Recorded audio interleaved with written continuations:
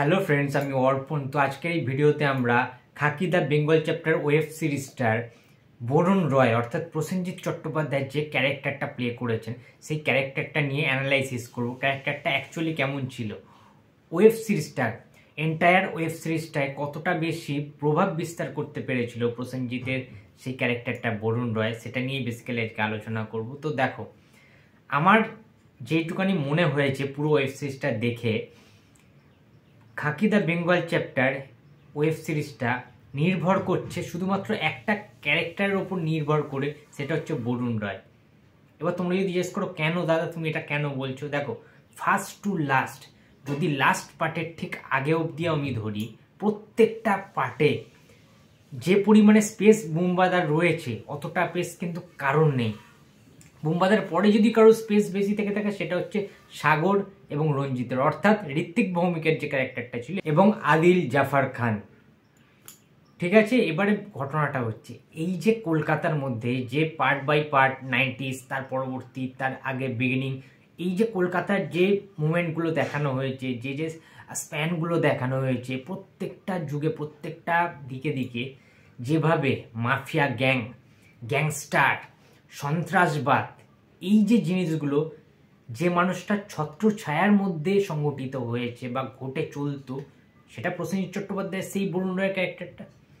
তার প্রভাব কতটা ছিল, পলিটিক্যাল লিডার, ঠিক আছে, বুমবাদা কি এর আগে পলিটিক্যাল লিডারের ক্যারেক্টার করেনি? নিশ্চয়ই করেছে।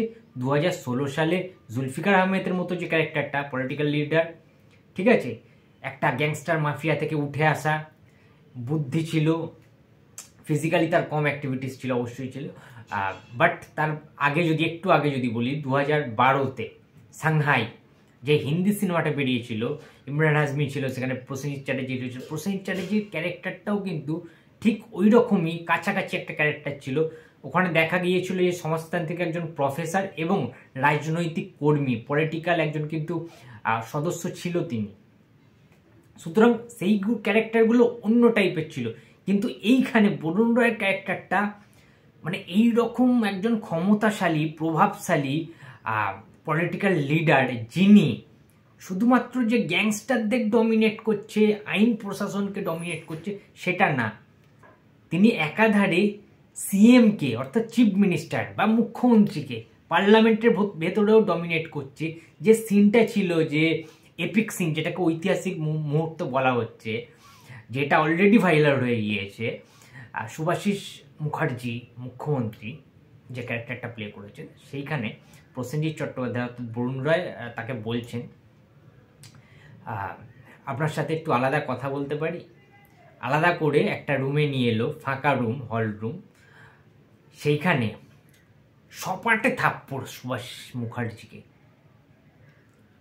তো এই যে মুহূর্তটা, ঠিক আছে, মানে আলাদা ভাই, এপিক সিন ছিল, জাস্ট এপিক সিন ছিল।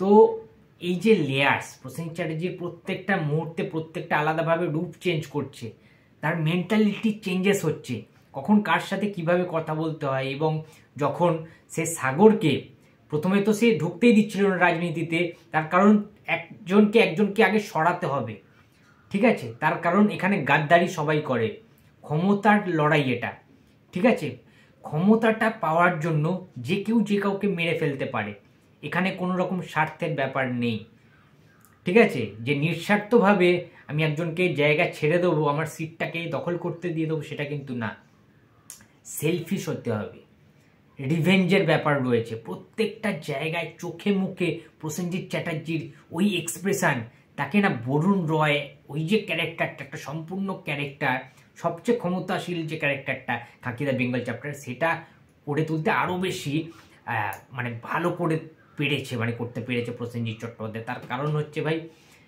42টা বছরের অভিজ্ঞতা, তার এক্সপিরিয়েন্স, অভিনয় দক্ষতা, প্রসেনজিৎ চ্যাটার্জির সামর্থ্য কতটা সেটা সবাই জানে ভাই, টলিউড কেন বলিউডও জানে। তাই জন্যই তাকে শ্রীকান্ত রয়ের মতো ক্যারেক্টারে, জুবিলির মতো একটা ওয়েব সিরিজে অ্যামাজন প্রাইমের পর্দায় কাস্ট করা হয়েছিল, এমনি এমনি না ভাই, ঠিক আছে।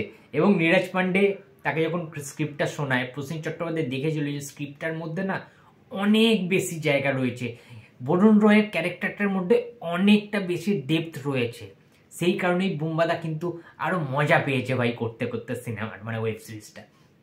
ঠিক আছে, মানে সাসপেন্সে ভরা প্রত্যেকটা মুহূর্তে যেন চোখে মুখে একটা আলাদা খিদে, ঠিক আছে, মাথার মধ্যে ব্রেন সবসময় ঘুরছে, কাকে সরাতে হবে কাকে ডাকতে হবে, মানে আলাদা লেভেলের ভাই। যখন দেখতে পাচ্ছি যে তার পার্টি টালমাটাল অবস্থা এই সাগর এবং রঞ্জিতের জন্য, সেই মুহূর্তে ও কীভাবে কাকে ঠিক রাখতে হবে, কিভাবে কার মেন্টালিটিকে ঠান্ডা রাখতে হবে, সেই কাজগুলো কিন্তু করে গেছেন। যখনই প্রসেনজিৎ চ্যাটার্জি বরুণ রয়ের পরামর্শ তারা অ্যাকসেপ্ট করেনি, তারা নিজের মতো চলতে শুরু করেছে, অবাধ্য হয়েছে বরুণ রয়, তখনই কিন্তু বরুণ রয় অ্যাকশান নিয়েছেন। সেই অ্যাকশানগুলো কিন্তু মেজর অ্যাকশান, খুব ঠান্ডা মাথায় বুদ্ধিমত্তার সাথে কাকে কি বলতে হবে, কিভাবে স্লো পয়জন দিতে হবে, সেই জিনিসগুলো করেই কিন্তু একের পর এক খুনগুলো করেছেন প্রসেনজিৎ চ্যাটার্জি। সুতরাং ওয়েব সিরিজটায় আলাদা লেভেল ছিল। শাশ্বতকে প্রসেনজিৎ চ্যাটার্জির ক্যারেক্টারটা, যাই হোক স্পয়লার দিতে চাই না, একটা কথাই বলবো ভাই, লাস্ট সিনের ঠিক আগে, অর্থাৎ লাস্টের পার্টটার আগে, 7 নম্বর এপিসোডের ঠিক আগে, যেখানে বুম্বাদার ক্যারেক্টারটা মেইনলি শেষ হচ্ছে, যে ক্যারেক্টারটার, তো সেইখানে বুম্বাদার যে লুকিংটা দেখতে পেয়েছি, যে গেট আপটা দেখা গেছিল ভাই, পুরো চকলেট বয় লাগছিল ভাই।